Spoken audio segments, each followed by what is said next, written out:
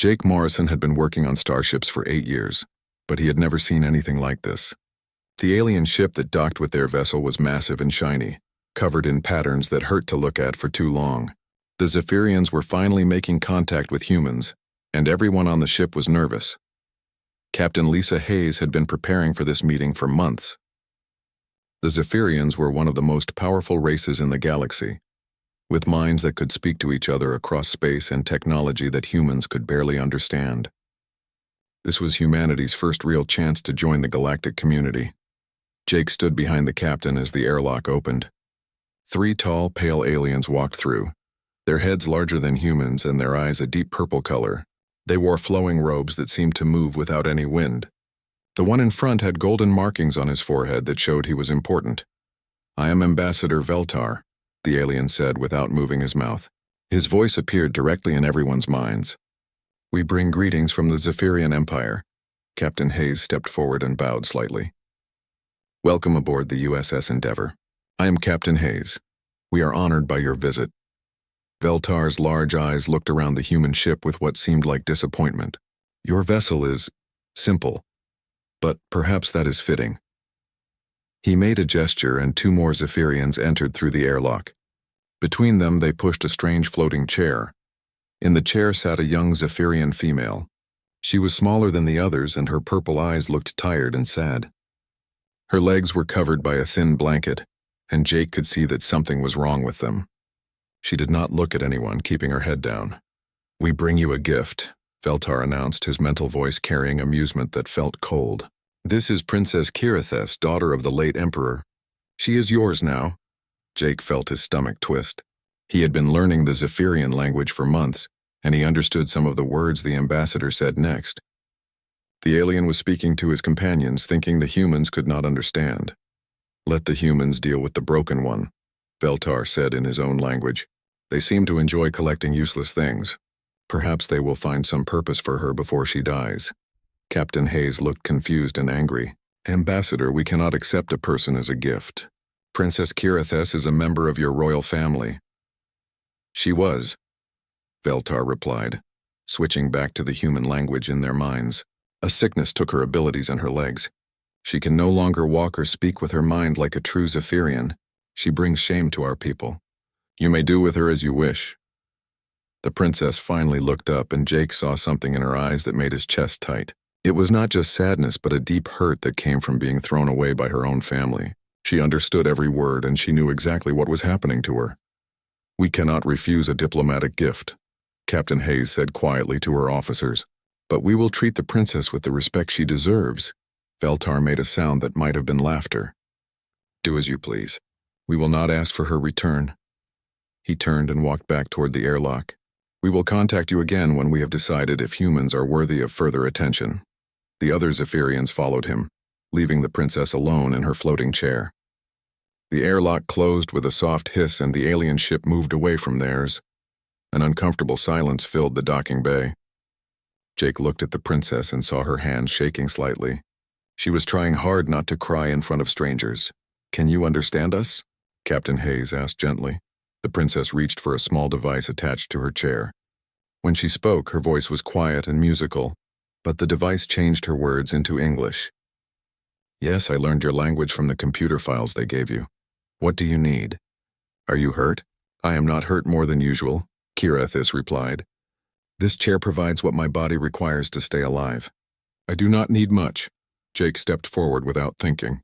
"Captain, I would like to volunteer as the princess's liaison. I have been studying Zephyrian culture and I think I could help her adjust to life on our ship." Hayes looked surprised but nodded. "Very well, Lieutenant Morrison.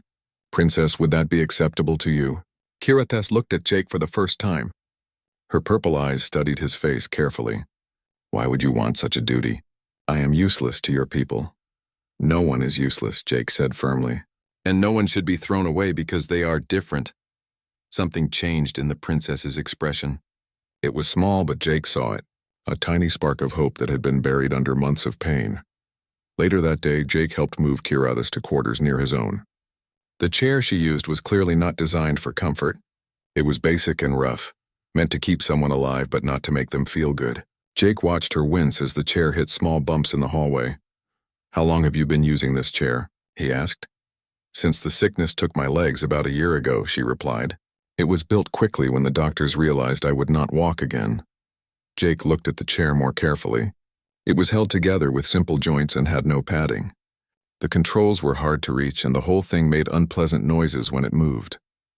That night, Jake sat in his workshop and started drawing. He sketched ideas for a better chair, one that would be comfortable and quiet. He thought about human designs for people who could not walk, and how they could be improved with some of the technology he had learned about from other species. When he brought his ideas to Kirithus the next morning, she stared at the drawings for a long time. "You want to build this for me?" she asked. "If you would like me to," Jake replied. "Everyone deserves to be comfortable." "I do not understand," Kirithus said slowly. "Your people gain nothing from helping me. I cannot give you anything in return." Jake sat down so he was at the same level as her chair. "Princess, we do not help people because we want something back. We help because it is right." Kirithus was quiet for several minutes. When she spoke again, her voice was very soft. "In all my years in the royal court, no one ever said those words to me. Everything was always about power or advantage or what could be gained." "Then maybe," Jake said with a small smile, "it is time you learned about a different way of thinking." For the first time since she had arrived on the ship, Princess Kirithus smiled back. 3 weeks passed before Jake finished building the new chair. He worked on it every evening after his regular duties, and soon other crew members started helping. Ryan Torres from engineering brought better materials. Dr. Amanda Clark suggested medical improvements. Even Captain Hayes stopped by to see how the project was going. When they brought the finished chair to Kirithus, she stared at it for a long time without speaking. The new chair was smooth and quiet, with soft padding and controls that were easy to reach. It could move faster than her old chair but also turn in tight spaces. Jake had even added a small table that could fold out for meals or reading. "I have never owned anything so beautiful," she said finally.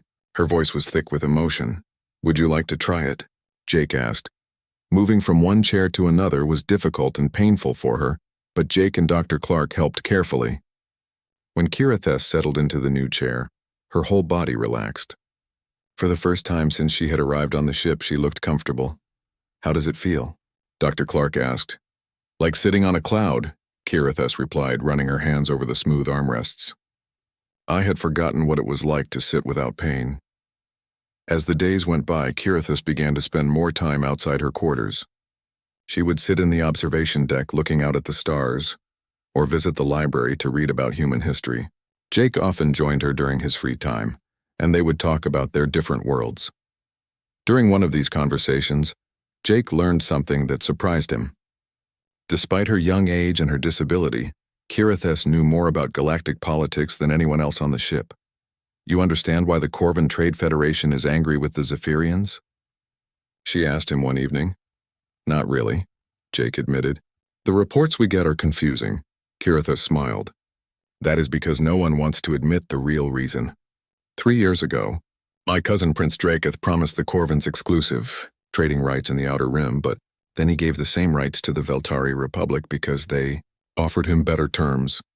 "That sounds like it would make people angry," Jake said. "It did, but it also did something worse. It made other species stop trusting Zephyrian promises. Now trade agreements take much longer to make because everyone wants extra guarantees." Jake was impressed by how much she understood. "How do you know all this?" "When you cannot walk or use your mind like other Zephyrians, people forget you are there," Kirithus explained.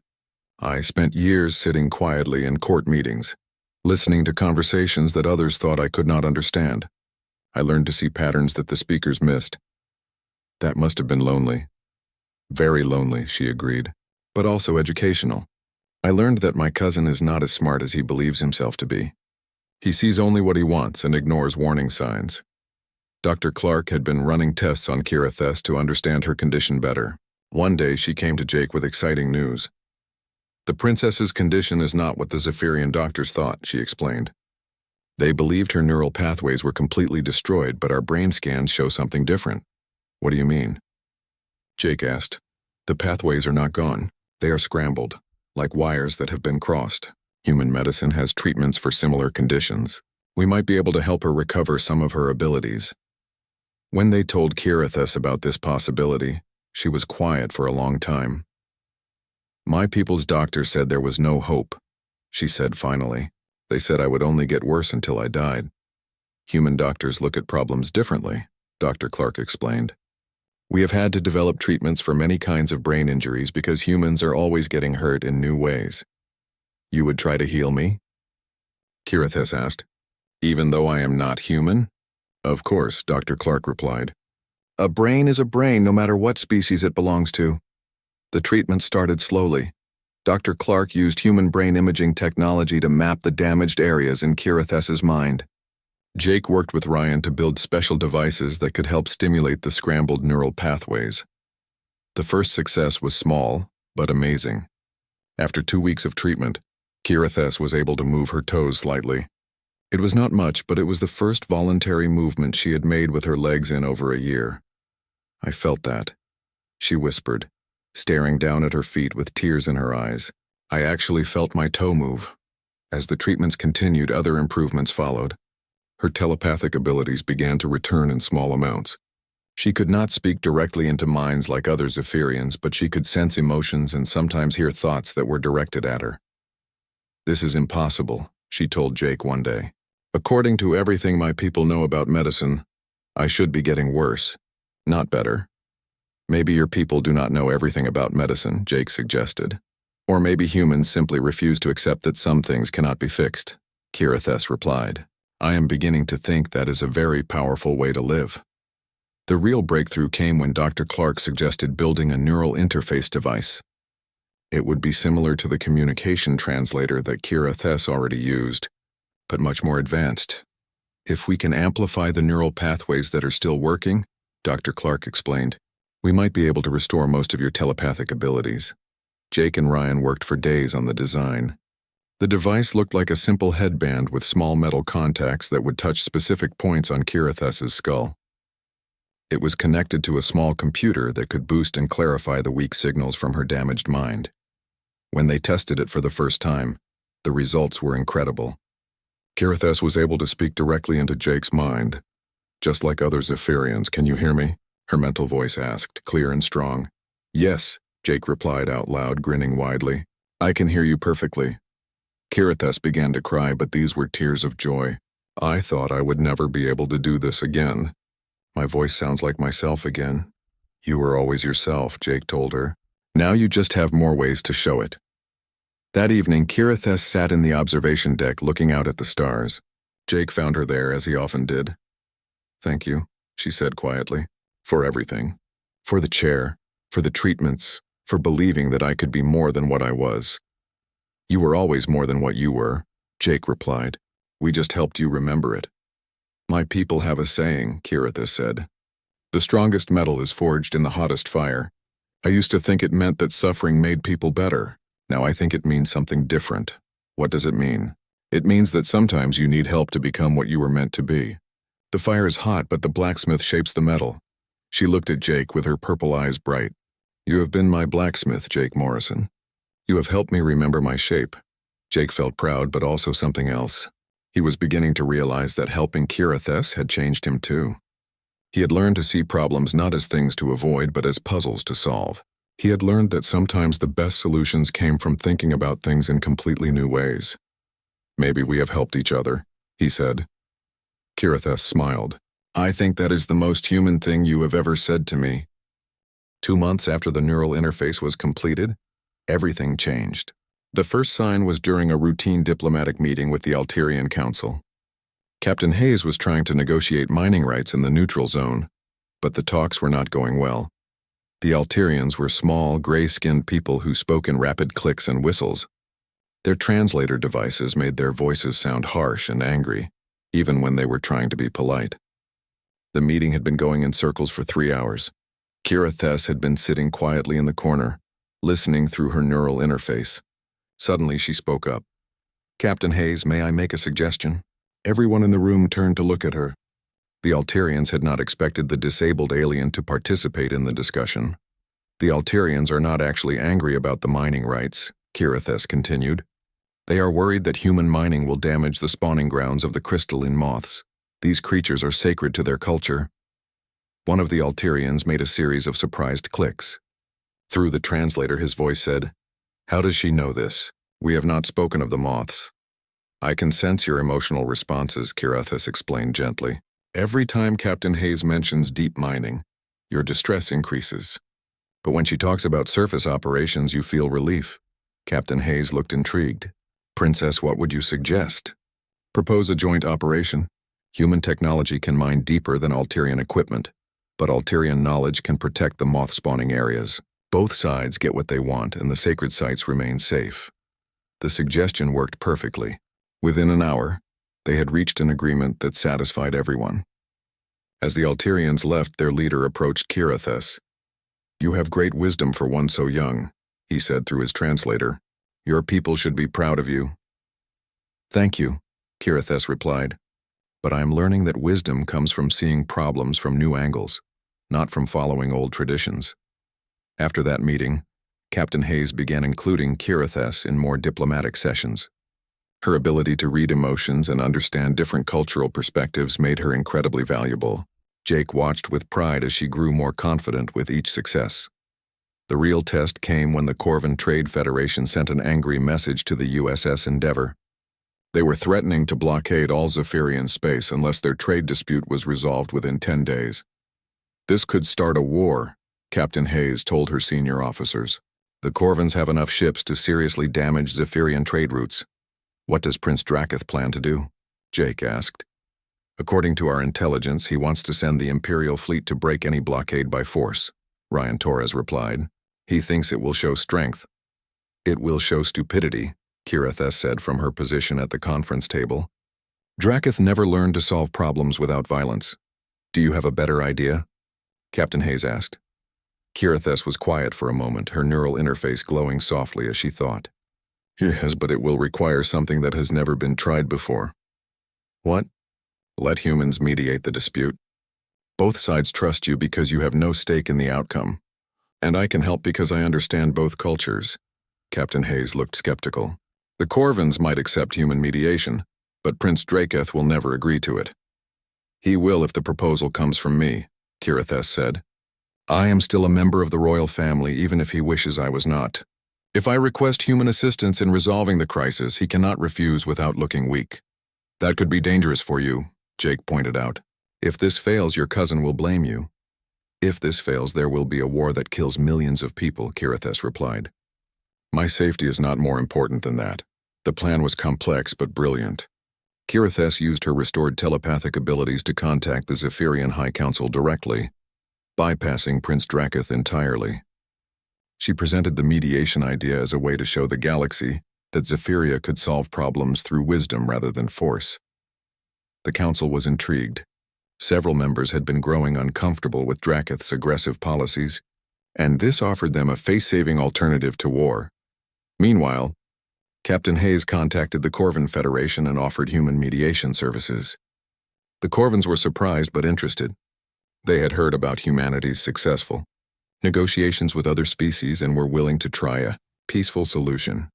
The mediation took place on a neutral space station in the buffer zone. Jake accompanied Kirithus as her assistant, watching as she skillfully guided both sides toward a solution. The key insight came when she realized that the dispute was not really about trade routes at all. It was about respect. The Corvans feel that the Zephyrians have been treating them like inferior partners, she explained to the human mediation team. They want equal status in negotiations, not just better contract terms. "And the Zephyrians?" Captain Hayes asked. "They are afraid of appearing weak. They think that giving the Corvans equal status will encourage other species to make similar demands. So how do we solve it?" Kirithus smiled. "We create a new category. Instead of superior and inferior partners, we establish mutual trade alliances, where both species have equal rights and responsibilities." The solution was elegant and practical. The Corvans got the respect they wanted. The Zephyrians did not have to admit weakness, and both sides gained economic benefits from the new arrangement. When the agreement was signed, representatives from both species thanked the human mediation team, but Jake noticed that many of them spoke directly to Kirithus, recognizing her as the real architect of the peace. On the trip back to the USS Endeavour, Kirithess was unusually quiet. "Are you all right?" Jake asked. "I have been thinking about something," she replied. "During the negotiations, I received several private communications from Zephyrian nobles." "What kind of communications?" "They wanted to know if I would consider returning to Zephyrian space. Some of them are unhappy with my cousin's leadership." Jake felt a chill. "That sounds dangerous, perhaps, but it also sounds like an opportunity." Kirithess turned her chair to face him. "For months I have been learning human ways of thinking. Now I wonder if it is time to teach those ways to my own people." "You want to go back?" "I want to make a difference. The Zephyrian Empire is vast and powerful, but it is also rigid and cruel. People like me are thrown away instead of helped. Problems are solved with force instead of wisdom. You could change that?" "I could try, but I would need help from friends who understand both strength and compassion." Jake understood what she was asking. "You want human support for a political return to Zephyrian space." "I want human partnership in building a better galaxy," Kirithess corrected. "The mediation showed that our species work well together. Humans bring innovation and compassion. Zephyrians bring knowledge and resources. And what do you bring?" Kirithess smiled, and Jake saw the confident leader she had become. "I bring the bridge between them. I am a Zephyrian who has learned to think like a human, and a disabled person who has learned to see strength in new ways." That evening, Captain Hayes called a senior staff meeting. The news they had received from Zephyrian space was both exciting and terrifying. "Intelligence reports indicate that Prince Draketh's support among the noble houses is weakening," she announced. "Several powerful families are privately questioning his leadership." "Because of the successful mediation?" Ryan asked, "Partly, but also because they have been impressed by Princess Kirithess's performance as a diplomat. Word has spread that the broken princess has been instrumental in solving problems that military force could not handle." Dr. Clark leaned forward. "Are they asking for her to return?" "Some are. The question is whether we should support such a return and what the consequences might be." Jake looked at Kirithess, who had been listening quietly. "What do you think, Princess?"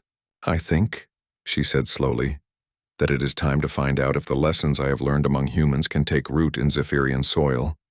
But I also think that this choice will change everything for all of us." Captain Hayes nodded grimly. "Then we need to be very careful about how we proceed. Because if this goes wrong, it could mean war between our species." "And if it goes right?" Jake asked. Kirithess met his eyes. "If it goes right, it could mean a new kind of galaxy. One where strength is measured by what you build, not what you destroy." The Civil War began quietly, as many wars do. It started with whispered conversations in the great halls of Zephyr Prime, the capital world of the Zephyrian Empire. Noble families who had served Prince Draketh for years began to question his decisions in private meetings. Jake learned about it when Kirithess received her first coded message from home. She read it through her neural interface and her face went pale. "What is it?" he asked. "My cousin has ordered the execution of Duke Velnaris and his entire family," she replied. "The official reason is treason, but the real reason is that he spoke against the war with the Corvins." "The war that never happened because of your mediation?" "Exactly. Draketh is angry that his chance for military glory was taken away, so he is looking for enemies at home instead." More messages arrived over the following days. They painted a picture of an empire slowly tearing itself apart. Prince Draketh was becoming more paranoid and violent, while opposition nobles were beginning to organize in secret. "They want me to return," Kirithess told Jake after reading the latest communication. "Duke Shalvaris has offered to provide safe passage to Zephyr Prime." "Is it really safe?" "Probably not, but staying safe has never changed anything important." Captain Hayes called an emergency meeting when she learned about the messages. "I cannot allow you to return to Zephyrian space," she told Kirithess. "The risk is too great, and it could be seen as human interference in alien politics." "With respect, Captain," Kirithess replied, "I am not asking for permission. I am asking for assistance." "What kind of assistance?" "Transportation to the border of Zephyrian space. After that I will continue alone." Jake stood up suddenly.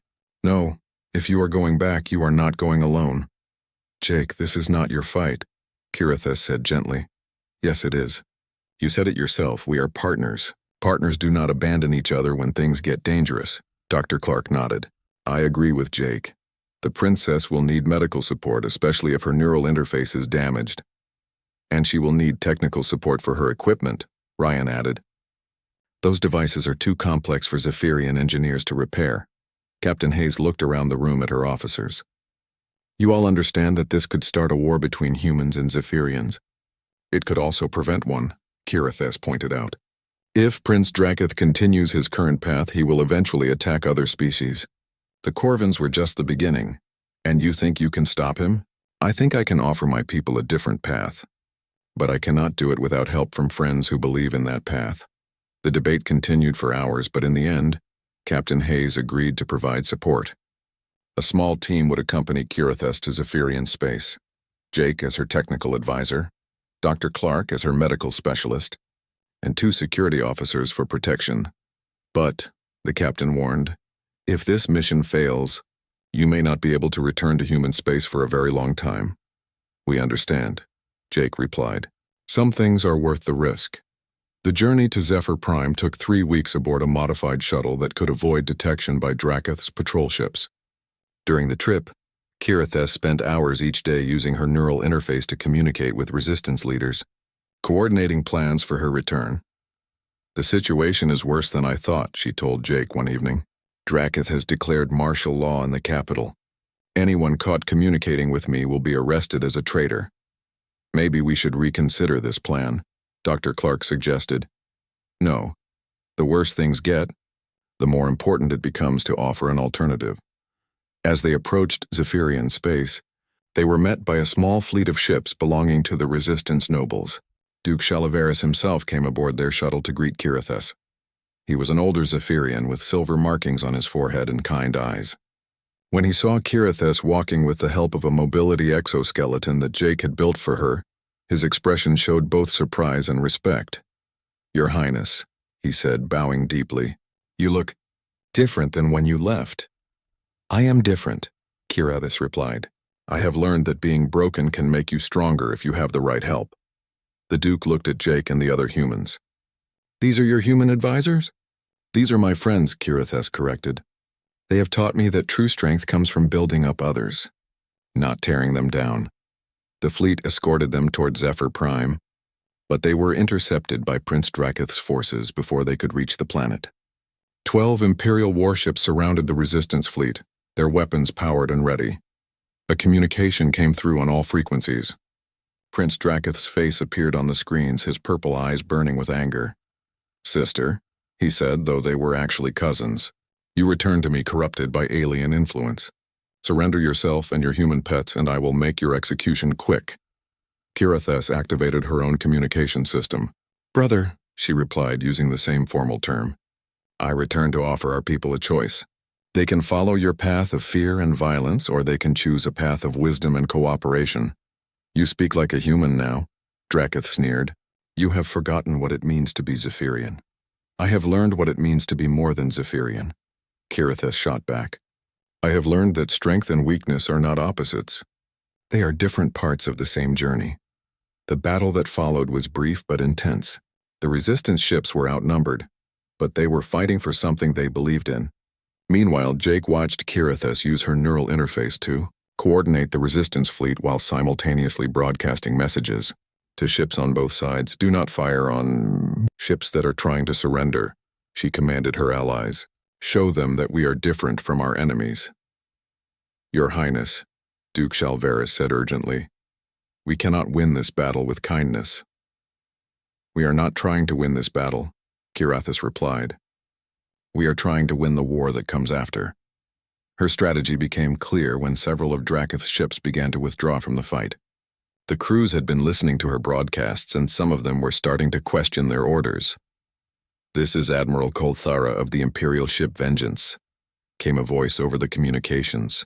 Princess Kirithess, we request permission to join your fleet. Permission granted, Admiral, Kirithess replied. Welcome to the fight for a better future. By the end of the battle, half of Draketh's fleet had switched sides. The prince himself escaped with his remaining ships, but his control over the Empire was broken. The Resistance fleet proceeded to Zephyr Prime, where crowds had gathered to see the return of the lost princess. Jake stood beside Kirithess as their shuttle landed in the great plaza before the Crystal Palace. Thousands of Zephyrians filled the square, many of them seeing their princess in person for the first time since her exile. When she emerged from the shuttle, walking on her own with the help of the exoskeleton, a murmur went through the crowd. "She can walk," someone whispered, loud enough for Jake to hear. "The humans healed her," said another voice. "No," Kirithess said, her amplified voice carrying across the plaza. "The humans did not heal me. They taught me that I was never broken to begin with." Prince Draketh was waiting for them at the top of the palace steps, surrounded by his remaining guards. His face was twisted with rage and desperation. "You bring aliens to our sacred world," he shouted. "You corrupt our people with their weak ideas." "I bring friends who have shown me the strength and compassion," Kirithess replied as she began to climb the steps. Each step was difficult for her, but she climbed steadily. "They have taught me that helping others is not weakness, it is the highest form of strength." "You are not fit to rule," Draketh snarled. "You are crippled, dependent on alien machines." Kirithess stopped climbing and slowly removed her neural interface headband. Then she powered down her mobility exoskeleton and handed its control unit to Jake. Without the machine's support, she swayed but remained standing. "I am what our people made me," she said, her natural voice carrying clearly in the silence. "But I am also what I chose to become. I chose to learn from my pain instead of being destroyed by it. I chose to accept help instead of suffering alone. I chose to see hope where others saw only despair." The confrontation that followed would be remembered for generations, not because of violence, but because of what did not happen. When Draketh struck at his cousin with the full force of his telepathic abilities trying to shatter her mind, he discovered something that changed everything. Kirithess's damaged mind did not break under his assault. Instead, it absorbed his attack and reflected it back, showing him the galaxy as she had learned to see it through human eyes. For the first time in his life, Draketh experienced true empathy, feeling the pain he had caused others and the hope that was possible if he chose a different path. The psychic feedback left him collapsed on the palace steps, weeping. When he looked up at his cousin, his eyes held understanding instead of hatred. "What have you done to me?" he whispered. "I have shown you the truth," Kirithess replied gently. "The same truth the humans showed me. We are all stronger when we help each other." The crowd in the plaza erupted in cheers that could be heard across the capital city. Jake watched with tears in his eyes as Kirithess was proclaimed empress by acclamation, the first Zephyrian ruler ever to be. 1 year later, Jake stood on the observation deck of the new space station that orbited between human and Zephyrian space. The station was a symbol of the alliance between their species, built with human engineering and Zephyrian resources, designed to serve both peoples equally.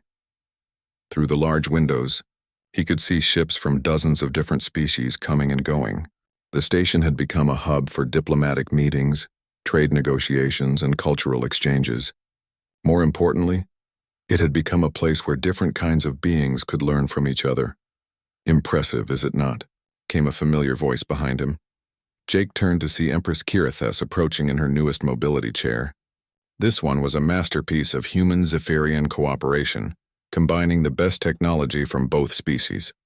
It was sleek and elegant, but also powerful enough to handle any terrain. "Very impressive," Jake agreed, "though I have to admit I never imagined it would grow this big this fast." "Neither did I," Kirithess said, settling beside him at the window. "But good ideas have a way of spreading quickly when people are ready for them." In the year since her coronation, the changes in the Zephyrian Empire had been remarkable. The new government included representatives from all social classes, not just the noble families. Laws had been passed protecting the rights of disabled citizens and providing support for those who needed help. Most importantly, the Empire had opened diplomatic relations with dozens of species that had been ignored or mistreated under the old system. "How are the medical exchange programs going?" Jake asked. "Better than expected," Kirithess replied. "Dr. Clark's neural rehabilitation techniques are helping thousands of Zephyrians who were told their conditions were hopeless. And our telepathic healing methods are proving useful for treating human brain injuries. And the cultural programs? Those are my favorite. Yesterday I watched a group of human children learning Zephyrian art forms while Zephyrian younglings practiced human music. They do not see each other as aliens, just as friends with different abilities. Jake smiled. That sounds like the future you dreamed of. Part of it, Kiritheth said. But there is still much work to do. She was right. Not everyone in the galaxy had welcomed the changes. Some Zephyrian nobles still plotted against the new government, and several alien species viewed the human-Zephyrian alliance with suspicion. There had been protests, sabotage attempts, and even a few small military conflicts, but there had also been victories. The Corvin Trade Federation had become the third member of what was now called the Cooperative Alliance. The Alterian Council had established cultural exchange programs. Even some of the more isolated species were beginning to send diplomatic missions to the station. The Veltari Republic sent another message, Kirith has mentioned. They want to discuss joining the alliance. That would be huge, Jake said. The Veltari controlled important shipping routes and had advanced manufacturing technology. It would also be complicated. They have some cultural practices that humans find disturbing, and some political structures that Zephyrians consider inefficient. What do you think? I think that is exactly why we need to talk to them. The alliance is not about creating a galaxy where everyone is the same. It is about creating a galaxy where everyone can contribute their strengths while learning from others. A soft chime indicated an incoming communication. Kiritheth touched a control on her chair, and Captain Hayes appeared as a hologram. Your Majesty, Jake, the captain said with a slight bow. I wanted to update you on the new colony ship project. How are the preparations going? Kiritheth asked. Very well. We have families from 6 different species signed up for the first mixed colony. The planet we selected has environments suitable for all of them. Jake was excited about this project. The idea of species living together on the same world, sharing resources and knowledge was something that had never been tried before. Most colonies were single-species affairs, but the Alliance was pioneering a new approach. Any problems we should know about? Kiritheth asked. A few cultural misunderstandings, but nothing we cannot work through. The Alterian families are worried about the noise levels that human children produce, and the human families are concerned about the Zephyrian telepathic privacy practices. Those sound like normal adjustment issues, Jake observed. Exactly. The kind of problems that get solved when people live and work together over time. After the communication ended, Kiritheth and Jake continued their tour of the station. In the medical bay, they found Dr. Clark working with a team of doctors from 4 different species on a new treatment for a rare genetic disorder that affected multiple races. In the engineering section, Ryan Torres was collaborating with Zephyrian technicians and Corvin builders on a new type of faster-than-light drive that combined the best features of all 3 technologies, but Jake's favorite stop was always the education center. Here, beings of all ages came to learn new skills, study different cultures, and work on projects together. Today, he watched a Zephyrian engineer and a human artist working with a group of young Alterians to design a sculpture that would incorporate elements from all 3 cultures. Look at them, Kiritheth said softly. They do not see problems to be solved or differences to be overcome. They see opportunities to create something new. Is that what you think we are doing? Creating something new? I think we are discovering something old, she replied. Something that was always possible but never tried. The idea that beings can be stronger together than they are apart. That evening, Jake attended the weekly Alliance Council meeting. Representatives from all member species gathered in a circular chamber designed to give everyone equal status. There were no head tables or positions of honor, just beings working together to solve problems. Tonight's main topic was a request for help from the Theta colony, a human settlement that was struggling with equipment failures.